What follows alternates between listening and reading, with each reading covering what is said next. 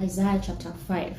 Let me sing of my well-beloved, a song of my beloved about his vineyard. My beloved had a vineyard on a very fruitful hill. He dug it up, gathered out its stones, planted it with the choicest vine, built a tower in the middle of it, and also cut out a winepress in it. He looked for it to yield grapes, but it yielded wild grapes. Now, inhabitants of Jerusalem and men of Judah, please judge between me and my vineyard. What could have been done more to my vineyard that I have not done in it? Why, when I looked for it to yield grapes, did it yield wild grapes? Now I will tell you that I will do to my vineyard. Verse 5. Now I will tell you what I will do to my vineyard. I will take away its hedge, and it will be eaten up. I will break down its wall, and it will be trampled down. I will lay it a wasteland. It won't be pruned or hoed, but it will grow briars and thorns. I will also command the clouds that they rain no rain on it. For the vineyard of Yahweh of armies is the house of Israel, and the men of Judah his pleasant plant.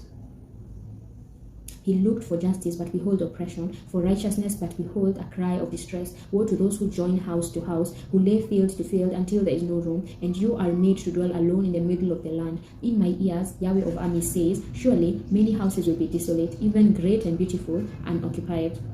For 10 acres of vineyard shall yield one bath, and a homer of seed shall yield an ephah. Woe to those who rise up early in the morning, that they may follow strong drink, who stay late into the night until wine inflames them. The harp, lyre, tambourine, and flute with wine are at the feast, but they don't respect the work of Yahweh, neither have they considered the operation of his hands. Therefore my people go into captivity for lack of knowledge. Their honorable men are famished, and their multitudes are parched with thirst. Therefore Sheol has enlarged its desire, and opened its mouth without measure, and their glory, their multitude, their pomp, and he who rejoices among them descend into it. So man is brought low, mankind is humbled, and the eyes of the arrogant ones are humbled. But Yahweh of armies is exalted in justice, and God the Holy One is sanctified in righteousness. Then the lambs will graze as in their pasture, and strangers will eat the ruins of the rich. Woe to those who draw iniquity with cords of falsehood, and wickedness as with cut rope, who say, let him make haste, let